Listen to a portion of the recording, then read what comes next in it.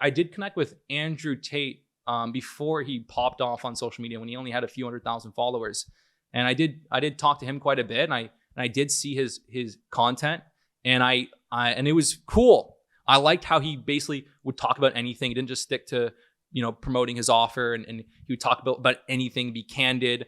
As far as charisma, I found he was very in interviews and stuff, very charismatic and very like dialed in. So when I saw him, like before he really popped off, I was like taking some notes. I'm like, hey, he really, really knows how to like capture attention. He really knows how to like, really like come across well on camera. And he also kind of plays it up a little bit. He turns it up a little bit. Even just not even in what he says, he does that, of course, but in the way he says it, he magnifies emotions, which is really, really actually really powerful. And actually, you know what? To give credit where credit's due, I think like when I did that Who Else ad that really took off, Who Else? What I liked about what he did, and this is also on dopamine, right? Like I think the way I think he actually trained his dopamine system very well, because him and his brother would just be having so much fun. Most people in London or in Europe, they're like start to make money, they're shyest, they're sheepish. Oh, gotta hide it. People don't like flexing. And he'd be like, we're flexing on the broke boys and lamb. Like it's like a 6-year-old has $100 million.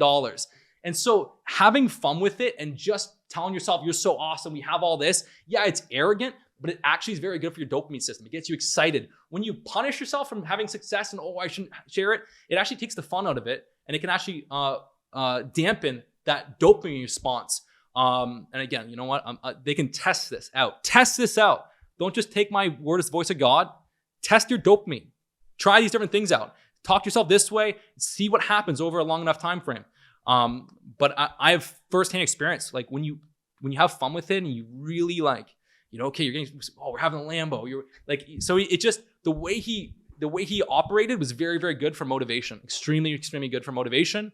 And then in that Who Else video, so one of the things that he would do pretty well he would ramp up the way he talked, and he would speak like he would just, if he was good, like he would 10x it. Awesome. Like, and so you can be arrogant. Some arrogance, it gets people to listen and they like it. When you speak with absolute confidence, you cut through the noise.